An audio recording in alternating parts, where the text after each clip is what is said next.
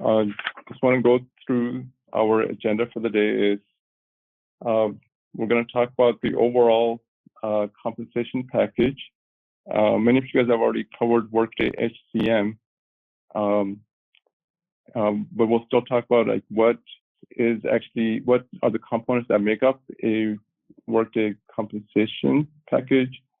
How is that different from advanced? And then some of the terminologies, and then we'll talk about the eligibility rules. So as you know, Workday was designed to be a wholesome solution. That means their goal is to have all of the HR processes and payroll and finance in one system. So they want to do is when we set up compensation, that data is going to flow over to recruiting, it's going to flow over to payroll, it's going to flow over to other systems as well. So the reason showing you this is during the implementation stage, right? We have to consider what are the downstream systems and what data do they need from Workday. So for example, recruiting might need budget information for a position when someone's going to hire. So as part of compensation, you want to make sure that a requisition is raised, and then you turn on that functionality to capture the budgeted amount for a position. If you don't need that information, then obviously as part of your compensation within the recruiting process, you will not have the comp screen. Similarly, the comp data also goes to payroll. So for that, you need to make sure your compensation basis is set up and the components that need to go to payroll, such as base pay or your allowances, are set up and linked to your payroll system. And similarly, the data also flows to benefits as well. In the payroll system, is actually very much connected with advanced comp. What happens during advanced compensation is there is a salary, annual salary, and then there is a focal process, and employees get raises. But that data actually has to flow to payroll. So now, as part of your implementation, you have to decide how is payroll going to get that information. If it's Workday payroll, then it's going to be internally communicated. But if, like most companies, they're using ADP. So as part of your advanced compensation planning, you have to figure out how will payroll get that data. And there's multiple ways to do that. You could download the data from comp system and give it to someone in payroll. You could have a direct integration to it. But as part of advanced compensation project, not only you need to take care of everything within Workday, but you do need to reach out to the payroll teams and find out how they would like the data and what would they like in that data and by when. Because since payroll pays every 2 weeks in the States and every month in most of the other countries, they usually have hard and fast requirements that they must receive the final payment file by a particular date. So while it's not really part of Workday, but you do need to reach out, especially to the payroll folks, and find out what are their date requirements and the data requirements. So you could give them the data on time so the employees can get paid on time.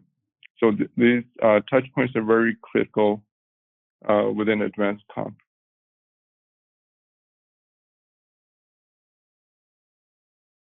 So now let's talk a little bit about the difference between core compensation and advanced compensation. You guys have learned about grades and grade profiles, but advanced compensation is now when you roll that up and you also end up with compensation plans. So companies may have a incentive plan, which is like a bonus plan, and they may have multiple incentive plans. For example, there might be a engineering incentive plan, and the eligibility would be all of the engineers within the organization. You might have a stock plan, and then if the company is going to do a merit, you will have a merit plan. So basically, advanced comp consists of stock, bonus, and merit. And that is correct. So during new hire, when they're in the proposed compensation step, if the bonus plan and the stock plan are set up correctly, they should default in. Okay. So that's one. How about another event in which the eligibility of the bonus or stock plan gets evaluated and it gets added to the profile? Performance, yes, that's during the performance cycle. But at the employee level, there's another way no one has mentioned yet.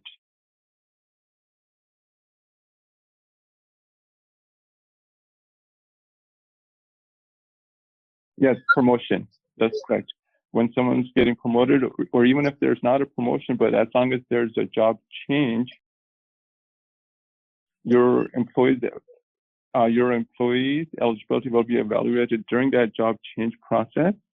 And based on the eligibility, the correct plan should default into the employee profile. So those are the two ways where it is implemented at the employee level. And then obviously the third way is the one we're going to cover in this class is once all the plans are set up, then we're going to launch the merit process, or it's going to be the consolidated merit process. And then at that time, the bonus or the merit targets get assigned to the whole organization. That's what we'll get into in a little while. So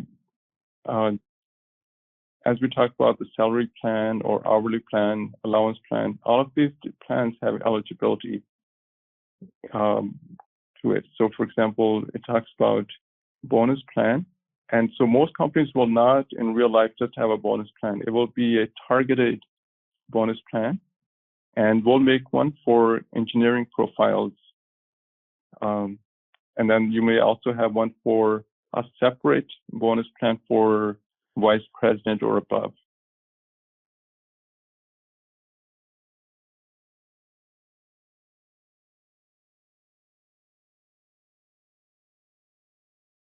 So for merit plan, you will not automatically assign it. The merit plan, you will assign it when there's going to be a merit process. And so, for example, most companies do a merit process in June or July. So prior, as one of the project steps, you will roll out the merit plan to the employee. That would be the best practice. Now, some companies, they get lazy and they will leave the merit plan on the employee profile throughout the year. You could do that. I mean, there's really no harm in it, but then it shows up as one of the components within the employee profile. So merit plan, it should be assigned, as one of the steps for launching the merit process. But the bonus plan and stock plan, these two, they should be assigned at the time of hire if they're eligible, and they get evaluated every time there is a job change or you're going to do a consolidated, merit planning.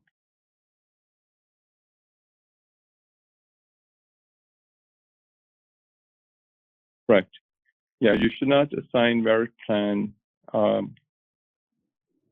you should only assign it, when you're going to do a merit process. And then what you do is you remove it after your process is finalized. So there's a task called rollout compensation plan, and then there's another task called remove compensation plan, and we'll get into that when I actually show you guys the lab.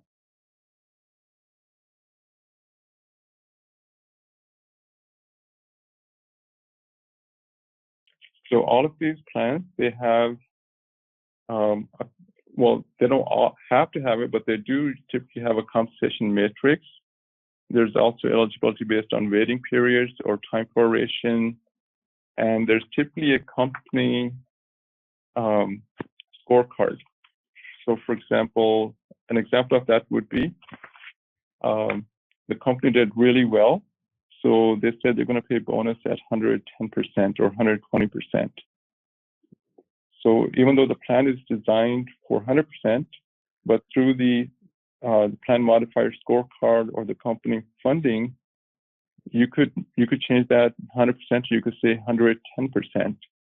So your budget, your target will be calculated at 110% of your target.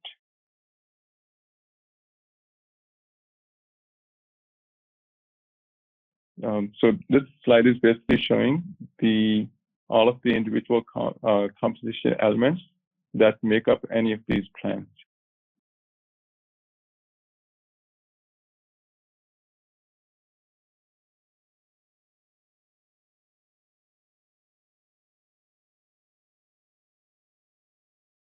Yeah, so this slide is just kind of like an introduction to it, but what I plan to teach you is that when we're actually launching the merit process, and we'll we're not going to launch it in this session, but we'll launch it in 2 sessions from now. There's actually a place where we configure the scorecard and where we actually enter the percentage. So I will actually show you the field and the process for managing the scorecard. And also on the agenda is to, where do we actually set up the waiting period, and what are the waiting periods that are possible. There's also time proration. So example of waiting period would mean, like a company may have a plan eligibility saying that, hey, you must be here at least for 90 days before you're eligible for merit. So in order to accommodate that, you'll set up a waiting period rule so that only people who meet that rule or get evaluated as part of that process. So one example of waiting period would be from the time they started. They must be here 90 days. Can someone think of another example of a waiting period, or you have seen even in other systems? Because this process is not, standard to Workday. Like any HR system or any HR process, every company has their own, plan eligibility rules.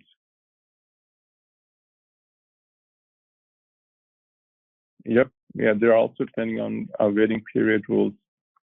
Can someone give me an example within the advanced comp area of another example of a waiting period before you're eligible?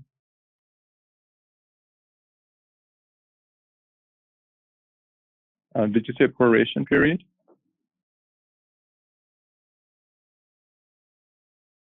Oh, probation period. Yes, exactly. Yes. During your probation period, which could be 90 days or 6 months, depending on the country, you may not be eligible. Some companies have a waiting period based on your previous increase. So if you just had an off-cycle salary increase, then you're not eligible for another one, for the next 6 months. So you may have, when you're setting up the waiting period, it will say 6 months from the last increase, or 6 months from last job change or last promotion. So there's another example of a waiting period.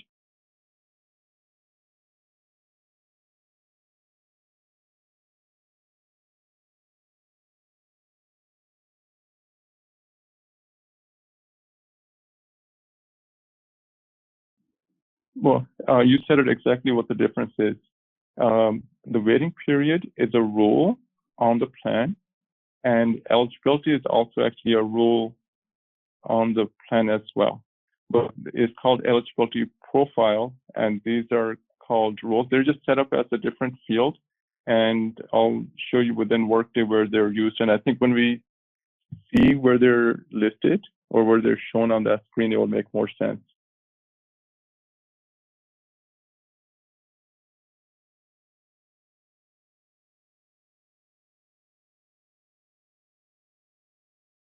So let me come to this slide. It's hard to see on this slide, but this refers to a stock plan. This one refers to bonus plan, and this one refers to merit plan. It says stock plans only have a compensation matrix. Now, compensation matrix would be, it says that based on a person's job profile level, they might be eligible for a certain amount of stock. So if you're an M1, you might be eligible for 1,000 to 1,500 units of stock. And an M5 might be eligible from 8,000 to 10,000. So that these targets that the manager could see, that says, hey, if you're a job profile or a particular job level, or if this was your performance rating, and then based on that rating, this is what your increase can be, or this is what your bonus target can be. That information is kept in a compensation matrix. So all three of these plans, stock, bonus, and merit, they all have compensation matrices. The bonus plan and the merit plan, they both have rating periods. They both have time proration rules, but the bonus plan is the only one that has a company funding scorecard and a plan modifier.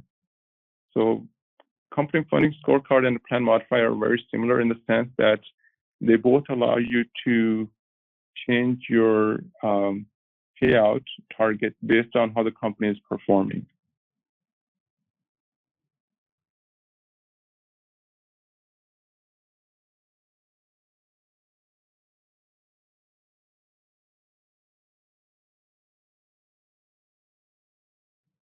Okay, so before I move on, I just want to make sure that everybody understands like what is advanced compensation.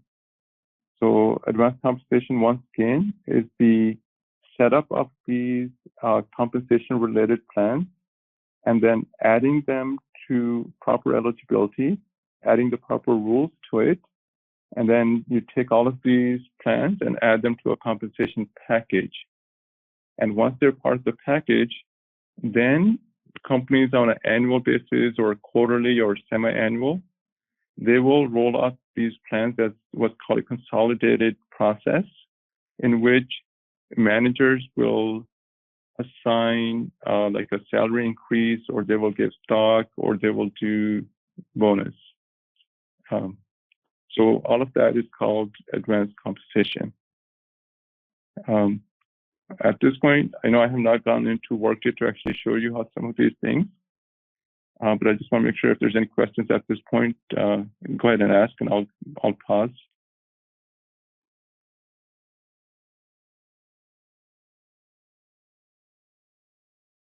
Bonus process is also associated with merit reviews.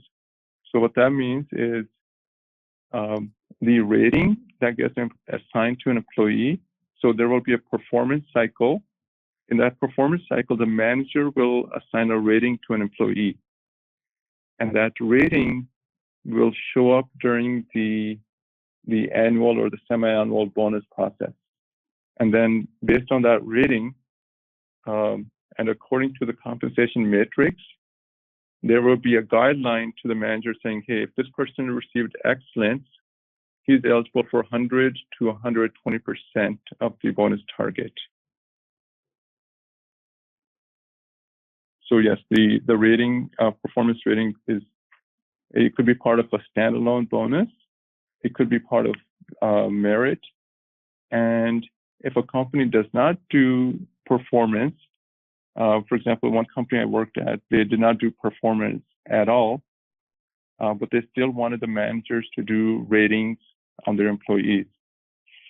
So this is a real world example of you could speak to. So how would you accommodate that, right? The company's culture is that they don't want to do ratings on their employees. They don't want to do a performance evaluation because they feel it's too cumbersome, it takes too long. But they still want to rate the employees, and based on that rating, they want to assign bonus. So what I did in that case was within the advanced comp, there's usually a grid that the manager sees. I created a custom field, and in that custom field, the manager was able to enter a rating. And then based on what they entered, I was able to show them the target range. So even if someone is not doing performance management, there still is a way for managers to give ratings. Well, the next step is I'm going to show you the eligibility criteria, and then we'll go into the screen for the merit plan. And then I think in the next session, we'll see the compensation matrix. So hang tight. Okay, so this screen once again just talks about the comp can be assigned to the individual level during the hire event or during job changes, or through the merit or bonus event. And then it does not matter if you're using position management or job management. This slide is basically, it goes through, what makes up a compensation structure. So step one, when we're talking about defined frequency, the most basic part of comp is salary, right? So think about salary. Salary could be hourly, or it could be just defined as an annual salary. So usually you see hourly plan, and then you see a salary plan. Hourly is basically used in the US unless it's for contractors. The compensation elements would be the things that are part of that. So for example,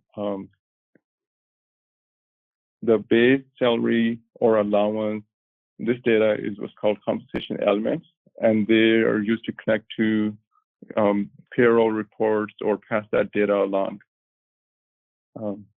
Then we set up what's called the compensation basis. When I first started, compensation basis it took me a while to understand what it meant. But think of compensation basis as the formula that tells Workday how to calculate the person's total comp, right? Like in Workday HCM, you guys learned about there's a base salary, and then there's an allowance, and then there is the bonus target. But all of that, those are individual pieces of the total comp. But you need a way to tell Workday, how do you calculate total comp? So for example, for India, when I do setup for India, it's the base pay plus allowance plus the provident fund. But for non-India, it's just base pay and what is the bonus plan. But for India, it's base pay plus any allowance or provident fund. So compensation basis, I'll give you guys an example later on. It helps Workday to determine how do you want your total compensation calculated. So it's basically, when you see the word compensation basis, think compensation formula that tells Workday how to calculate your total compensation. And then obviously we need eligibility rules. When we look up engineering plans, there's going to be eligibility rules that say, hey, only engineers are eligible for it. So how are you going to define the engineers? You might define them by a job family or a job profile. So those will be examples of eligibility rules. And then guidelines saying that, hey, if you're in this particular job profile, your target might be, 80% or 100%, and so on. Eligibility rules, comp basis, guidelines, they all come and, they're part of the compensation plan. And then you add all of the plans and guidelines together as part of a compensation package. There is a place where I'll show you where you can see all of the plans that are associated with an employee. So, for example, when I'm sending data to my benefits vendor, it's based on the compensation basis. So, for U.S. employees, the compensation tells the system, hey, only send their base salary. But for India employees, it says, hey, add your base salary plus allowance plus provident fund. So this helps formulate or define your total comp that you're going to send to any vendor.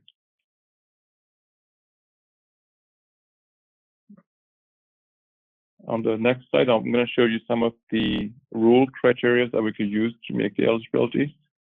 So eligibilities could be based on job profile, job families, organizations, locations, employee type, pay rate type, and management levels. There's like 50 different types of data that you could use.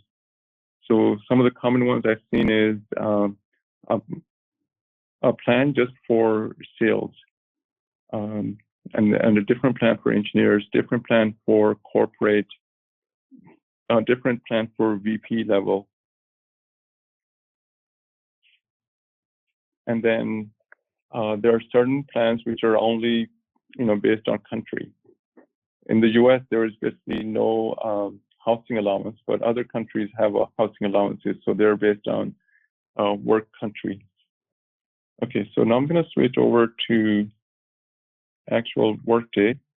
I want to make sure you guys could see my screen here.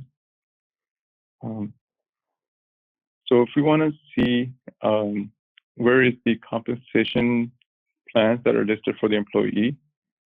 So once I pull up a particular profile, you scroll down to the compensation section, and the elements that are listed here in this section under the plan as assignments, these are typically the advanced comp elements.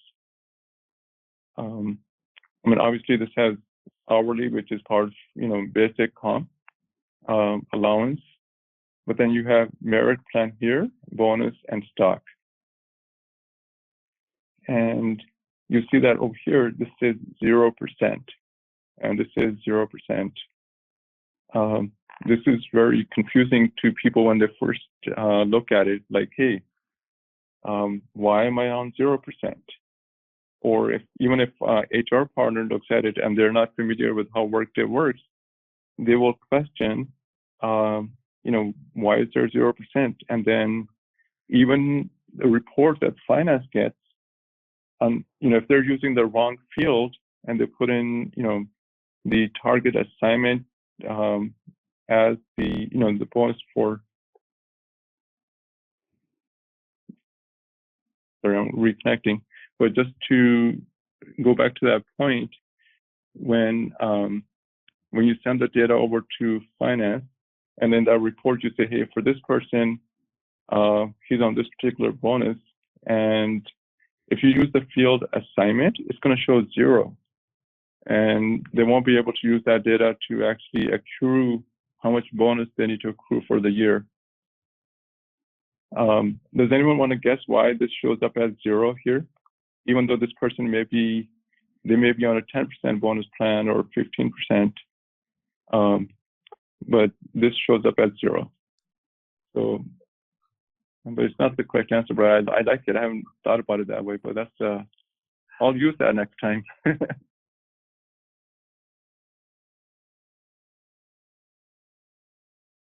And I'm actually I did a right click on here. I went to the related actions and I did a right click, and then I opened this up in a new tab. So let's dig deeper into this plan, this bonus plan, and see why is this person having a 0% assignment.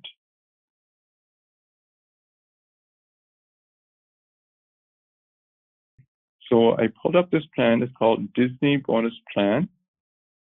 And if I look at the target percent, by default, the target percent is 0, which is totally fine. When we make bonus plans or even merit plans, the default target usually, well, 100% of the time I have seen it as 0%, and that makes total sense.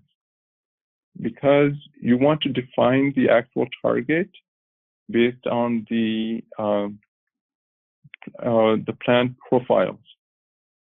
So the overall target, which usually should be hidden, and it will be 0%, but there should be another section when you set it up completely that says eligibility profiles. And then in that one, you will say that, hey, if the grade is, the grade is 1, the person should be on 10%. If the grade is 2, the person should be on 20%. So what's missing in this plan, the default so the default is 0, but the eligibility profiles have not been set up yet, and therefore the default is showing up. If the eligibility rule is correct, then it will not show 0. It will show what their target is. We do want to allow target override because you might set up a profile that says, hey, this person, based on their job profile or location, they might be on a 10%, but within their offer letter, they might have negotiated like 12% or 15%. So if you have set the allowed target override to no, then you cannot customize it.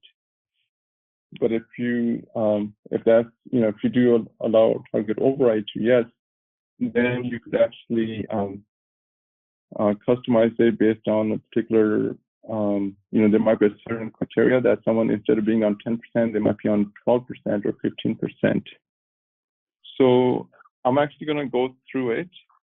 So just like I will actually tell you, which compensation this means, and what is allowed target override. But I was giving you an example on why over here it still shows up as 0. It's because the plan has not been set up correctly. Let me also show you a lot of these plans. They're based on eligibility rules. So here for this one, it says all employees in Disney's salary plan. So I want to show you guys this particular rule. So let me open that up in a new tab. If you don't have eligibility rules here, that means anybody in the company is going to be eligible for this plan. So if you want to restrict the eligibility to the plan, you must include an eligibility rule. 1. So point 1 is you must have an eligibility rule if you want to restrict someone, or you want to restrict it to a certain group or a location. And then point 2, if you want it to automatically default, it must be part of a compensation package. So those are very critical points. And just from personal experience, one time I joined a company in which they did not set up the eligibility rule. This was blank. So it was making everybody eligible for it. And then it was not part of the compensation package. So since the plan was not part of the compensation package, whenever that person had a job change, or whenever those employees had a job change, guess what happened? The plan fell off their profile. Now their total compensation was not correct because the total compensation is based on your bonus percent as well, right? So they would do a transaction and the plan falls off and no one notices it. And then finance will say, hey, what happened to their total salary? It changed. And then someone else will go in and they will add it, and now it will change again. So they thought there was a ghost in Workday, that how come the total salary is not consistent? like, 1 month is different salary, and the next month it changes. And this was an actual real world problem, that because the eligibility was not set up and it was not part of the compensation package, the plans kept on falling off every time they did a job change. And they kept on messing up their total comp. And I'm glad someone else made that mistake, because then they hired me to fix it. But it was actually a pretty simple fix. It was just putting on the simple, but a very particular eligibility rule, and then also make it part of the compensation package. So a lot of people forget that at the end of all this, when you're done creating everything, it needs to be put into a compensation package, which we'll see in a later sessions. Okay. So in this case, they have made a eligibility rule based on organization of Disney Entertainment. So it restricts it to only the employees who are members of this particular org. So that's the importance of eligibility rule. And then here's the waiting period, where we talk about what the person must be here within 90 days, or their last salary must be at least 6 months ago for them to be eligible. So that would go here. So I think this is a good place for a break. Let's take a 10-minute break, and then we can reconvene. And then next, I want to show you. I want to talk through all of the other fields on the plan, and I also want to talk through how to set up the eligibility rule. Through the merit plan and the information we see that we need to create. So I'll just start that over. So I was mentioning that when we create a merit plan, one key thing we need to make sure we get right is the effective date. So a lot of times the merit is going to be it's going to be for 2019 or 2020, but it's going to be beginning of the year.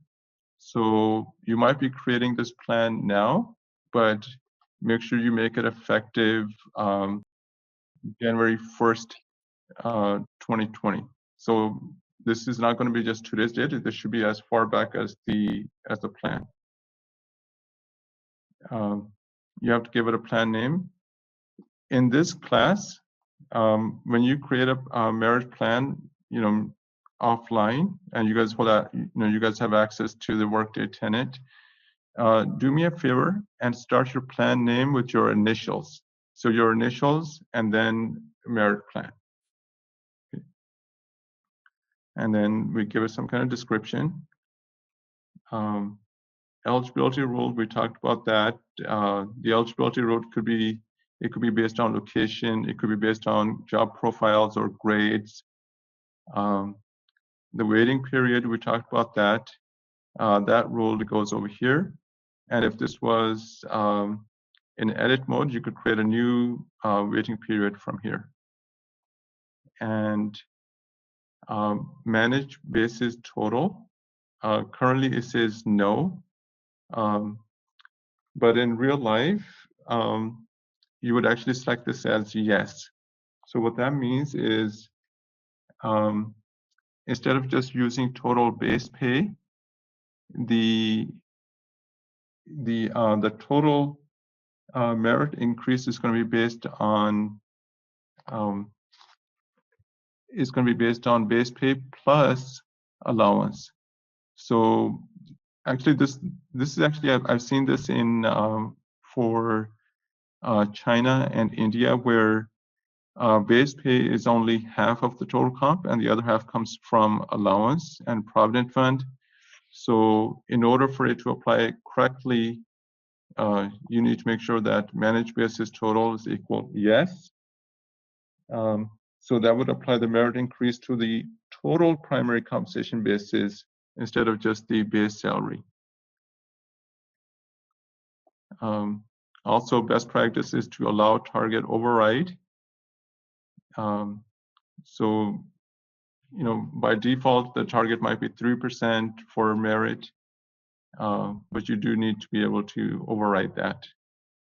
The target percent, usually companies will enter 0%, or they would enter like 3%, and that would default to, for example, US employees. And then down here, you will have a matrix that says, hey, if the eligibility is for location of Singapore, their merit percent should be 5%. So the same one merit plan could have eligibility rules and profiles that are different by each country.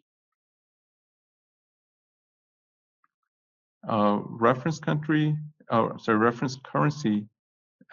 that's typically, in the States, I've seen that as the USD amount.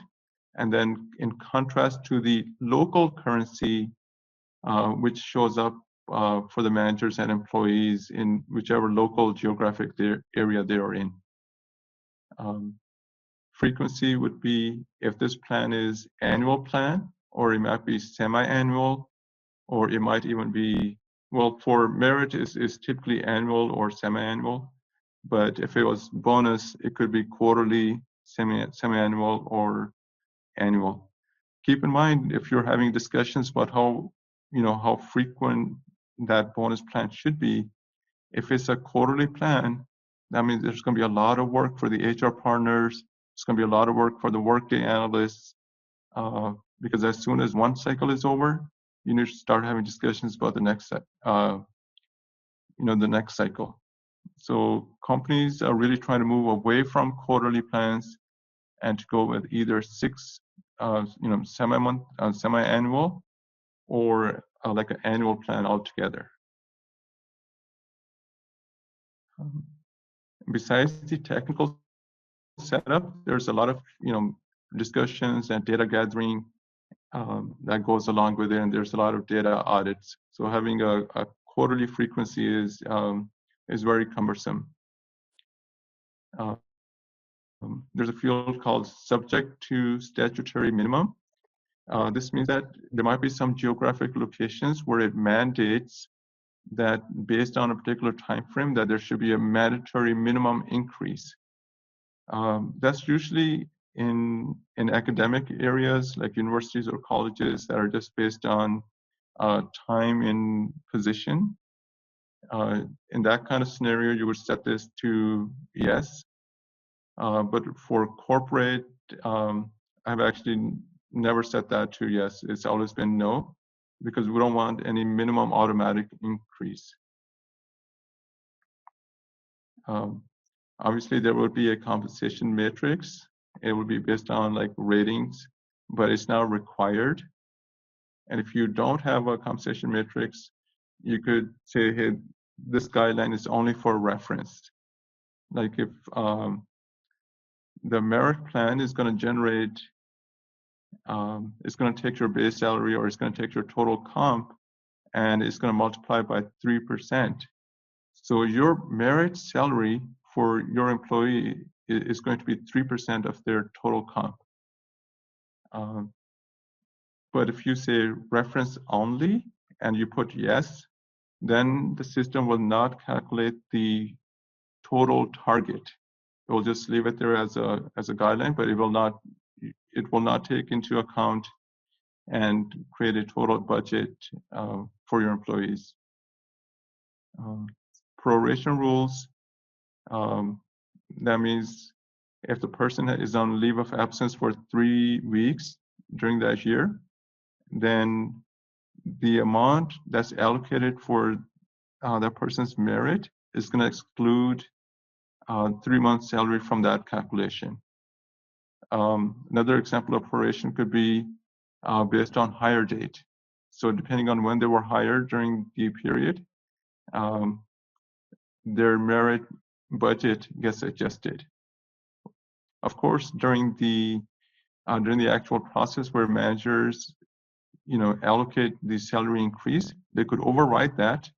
But as far as calculating the budget, you get to decide based on your discussions with the HR partners, one or more proration rules and rounding rules as well. Usually companies want to round up. You could never get a perfect answer, so it's better to just round up to the nearest currency format.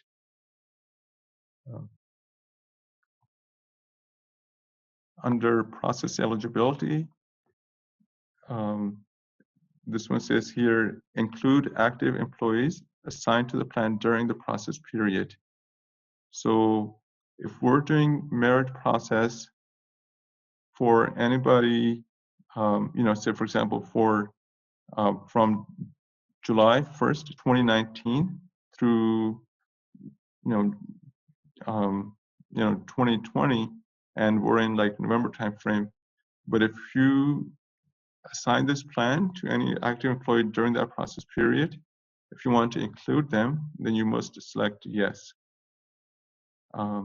If for some reason you want to include people who were active, but they're still within their waiting period, but you still want to make them appear in that grid where managers go to give salary increases, then if you make this one yes, those people who were excluded based on this waiting period, they'll still be included if you select yes here, but they will not have a target merit, and their amount will not be included part of the overall budget. So this does seem contradictory,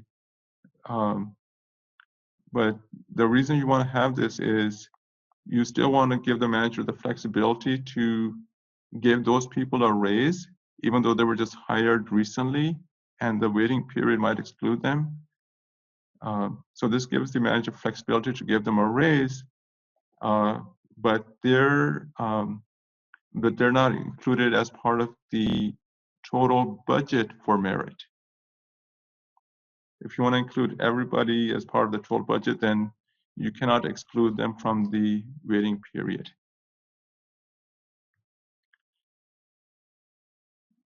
Okay, so these are the fields on the merit plan. And what I'll do is I'll quickly set up a basic merit plan, and then we could end the session for today. So the name of the task in order to set up a plan is create merit. It's actually create merit plan, create merit percent plan. It's very intuitive. Most of the task names are create or edit or maintain. So I'm gonna make this one 01/01/2020, and I'm gonna call it it's gonna be a percent-based plan. Click OK.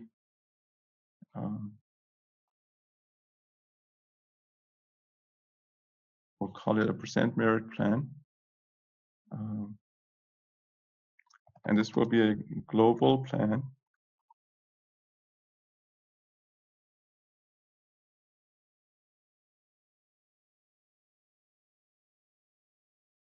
And we see we want to give it a different merit percent for each country.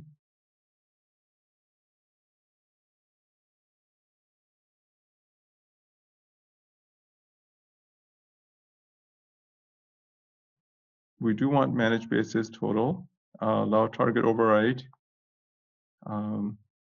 We do want to hide the target from the employee profile, because in case it's at 3%, then they would expect that, that hey, they're entitled to 3%, or if it was like 5%, if you show it to them, even though you explain it to them that this is just your target, it will set up the expectation that, hey, it's said on my profile that I'm supposed to be getting 5%. So it's usually a good practice to hide the target. Okay. Reference country, we'll leave it as USD. Frequency is going to be annual. Subject to statutory minimum, we're going to leave that blank. Right now, I haven't created any compensation matrix. So we'll leave that. We'll create that in a different session. Time proration rule. We could create one, and you could click to it directly from that screen. So let's do 0101 2020.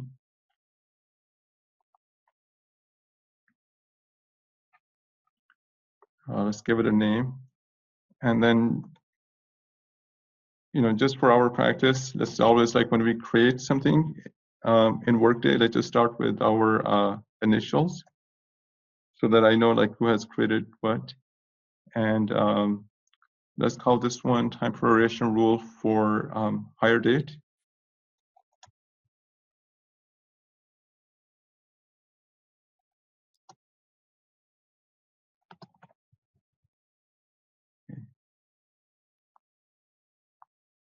Okay.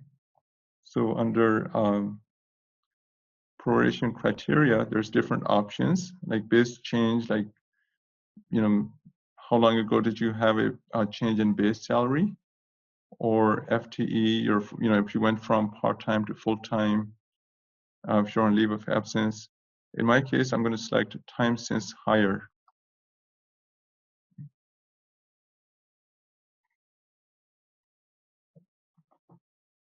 And 3 months.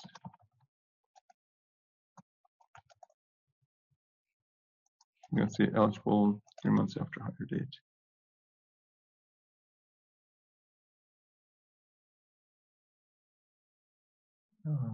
We're going to create a rounding rule.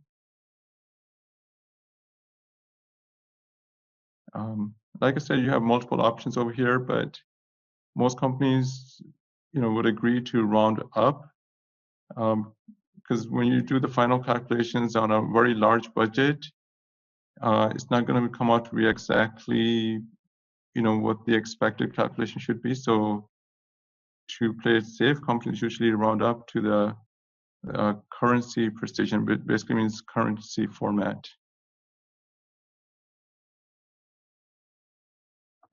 We're going to put in a plan eligibility rule. You could also select to see if there was any rule already built, especially if you're newly joined the company. Instead of making your own rules, see what already exists. So I'm just going to type in a country name, and let's see if it shows up. So there's a lot of rules based on country.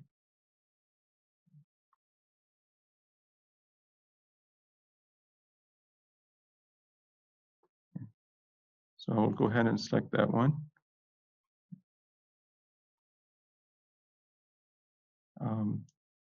For a waiting period,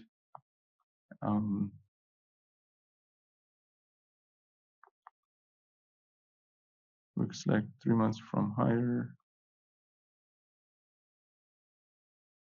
Okay, so here under merit plan profiles, this is where we could indicate that, hey, if someone's in India, we give them 6%.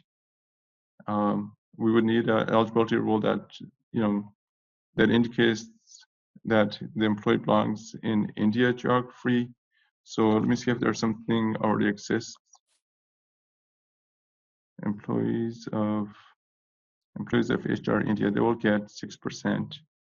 Then we create another one. We could say target 3% for US. So,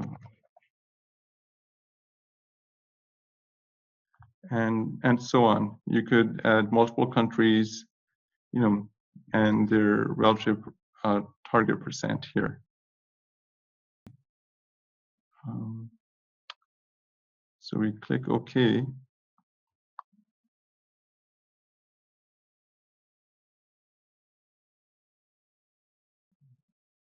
Now, there is one problem here I intentionally put in here.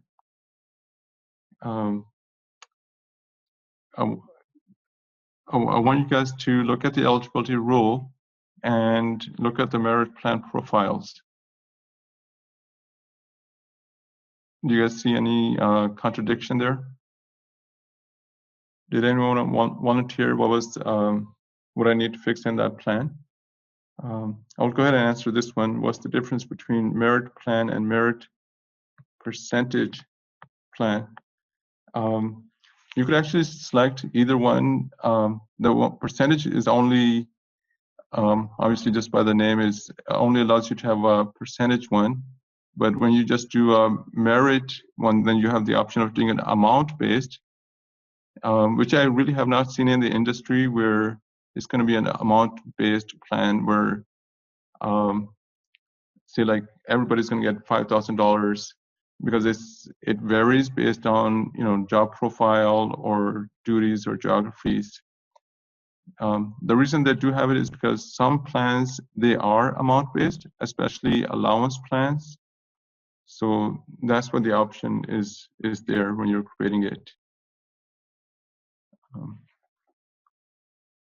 But coming to this plan that I created, the reason this will not work is over here I chose the eligibility rule of India employees, but yet I want to create a merit profile for each country. So this does happen when a company goes global or they expand to a new country, and they may need to add additional merit profile, but then their eligibility rule will also need to be updated so that it does include additional countries as well. And obviously, when we're adding, when you're in the rush of like trying to set it up, you'll go ahead and set up the the target percent and the eligibility rule here. But the overall plan eligibility rule must also needs to be updated. So I'm going to go ahead and edit this.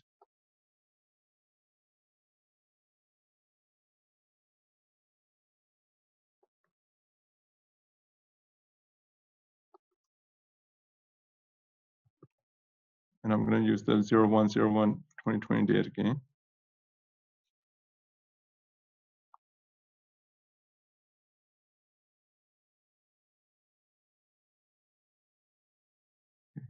So I'm going to remove that eligibility rule, and I will create it. I'll create my own eligibility rule based on. I'll leave it blank here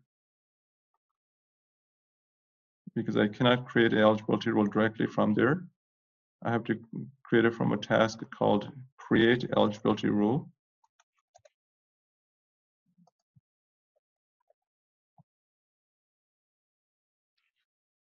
And I'm going to select create compensation eligibility rule.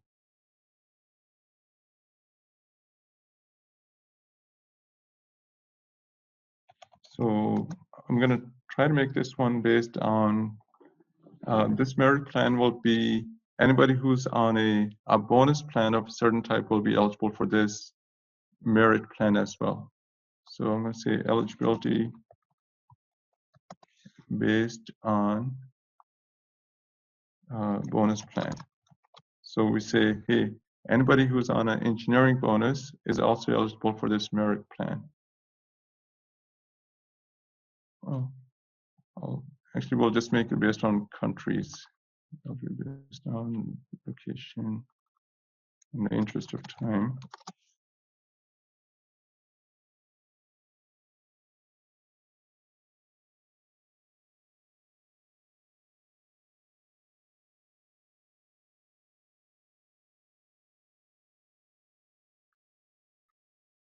Okay, so I created this eligibility rule based on country. So I'm going to do a right click and I'm going to copy that text. And I'm going to edit this again, and I'm going to add that eligibility rule to this plan.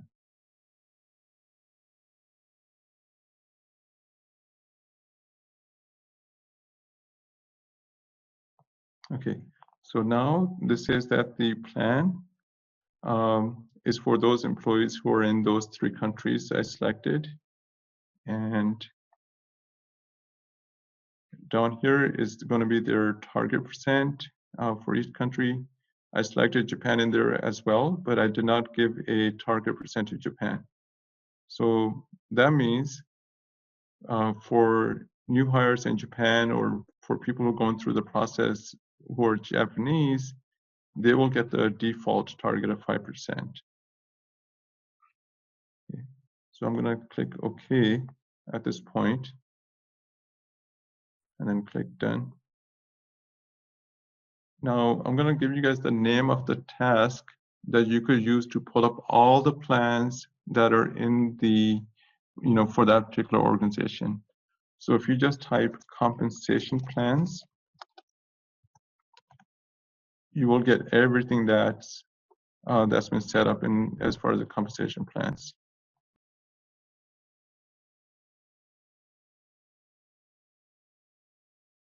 And this report is really helpful to, to see everything in one view. So all the salary plans, hourly plans, any allowance plans we have, merit plans, bonus, commission, etc.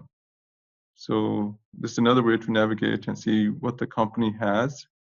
So just type in compensation plans, everything shows up.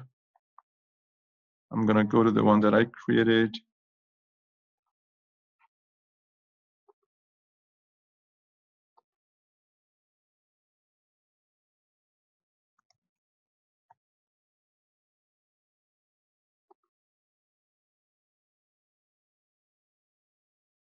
Okay, so here we have it for the default percent of 5%.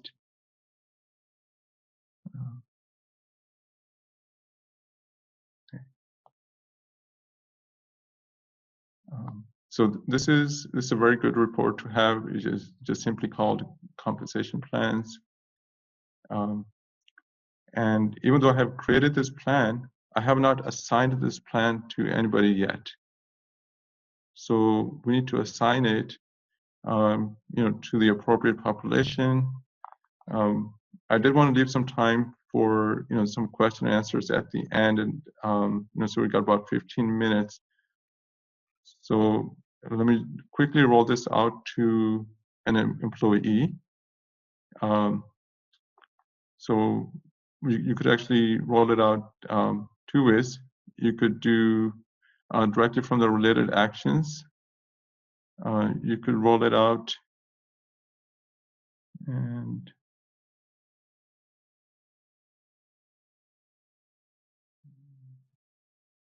okay, so under compensation plan, there's two choices. One is called remove comp plan from employee, and one is roll out. So I'm gonna roll this out to employees. Now, when we're rolling it out, you can roll it out to a specific employee or a group of employees based on particular criteria, or you can just roll it out to everybody.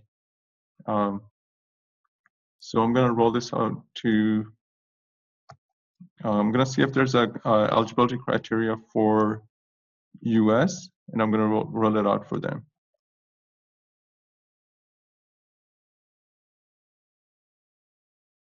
The reason that I choose over here, obviously these reasons have been set up during implementation, but there's a different task name if you need to add a reason to it. So we're going to see incentive, assign bonus. See, I don't see a reason called assign merit. There's probably another one under merit. Okay. So I don't see anything for assigning a merit plan, but I'm not going to stop to create it. I'm just going to choose. I'm just going to choose a assign bonus reason, even though this is not a bonus plan. And I'm going to assign it to people in the United States.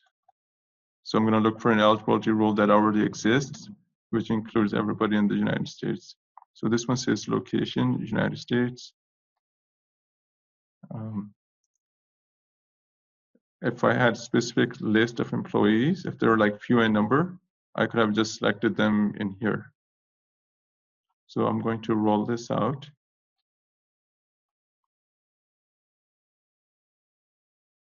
Okay. So now this process has initiated, and The plan will be rolled out to everybody in the US. Now, I want to make sure that we understand the overall big picture of why a merit plan is created. This is a mechanism by which we can roll out a process to all of the managers or to HR or to a specific set of managers saying that, hey, here's a list of your eligible employees. You see them on this grid, which I will show in the next session. And you could give them a raise or you give them a salary increase. But in our plan, we said, hey, for India employees, their default target was 6% and for US 3%. The way companies use that is the system will automatically calculate their base pay times their target percent. So it will take all of the eligible employees in US and to each of their salaries, it will multiply by 3%. And then it will come up with what's called your target amount. And it will take the India employees, take their base pay plus their allowance and multiply by 6%. And therefore, thereby you will have the total target budget for all of the eligible population. So then the company's compensation administrator, that person that could take that data, and then as part of the finance planning, they'll say, hey, if we do 100% payout at 100% target, this is the budget that we need.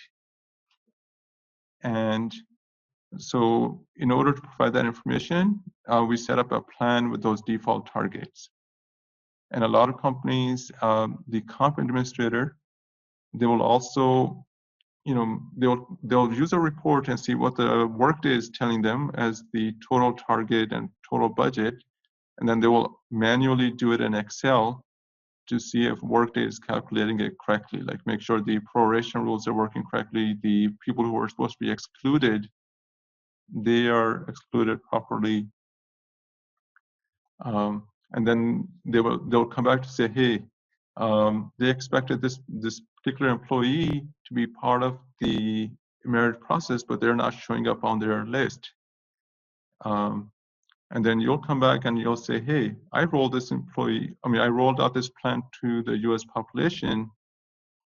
And, I do see that the plan got rolled to everybody, but that particular person is missing. So you'll have to investigate, hey, how come, this plan did not get rolled out to somebody? So this task of rolling out the plan, it does not work if the employee has a pending job change or they're on leave. So what you'll have to do is during your planning process, you have to make sure you get a report of everybody's on leave, and you have to set that list aside so that once you actually launch merit, then you have to manually take those people who are on leave and add them to the merit process, because rolling it out does not assign it to people who have a job change in process or they're on leave. Okay, so we talked about why this is done and where this data is being used. So Workday has a specific time off functionality called leave. So if you're on any of those leaves, unless the leave is marked as a special type of leave, like the default leave plan, it will exclude them from being assigned a merit plan or a bonus plan. So it could be short term or it could be long term. It just depends on how it's set up. But if they're on a leave status, like if you look up that employee and then next to their name in parentheses it says leave, yeah, they have to be on actual leave, not on a PTO or a flexible time off. Yeah, so I wanted to make sure you guys understood where these percentages actually get assigned, and then every year those target percents change. So, usually the Workday support person will have to go into the eligibility profiles and add in the new percentages for each country. So, HR might give you the new percent targets for each country, and then you have to go and update it.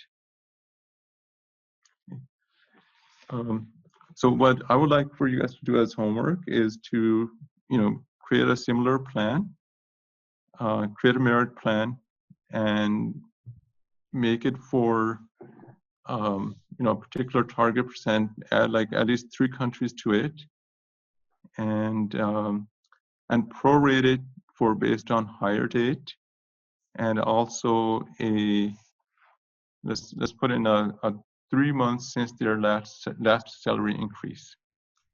So make a merit plan for at least for whom it will be assigned to employee population in at least 3 countries. With come up with your own proration rules or waiting period.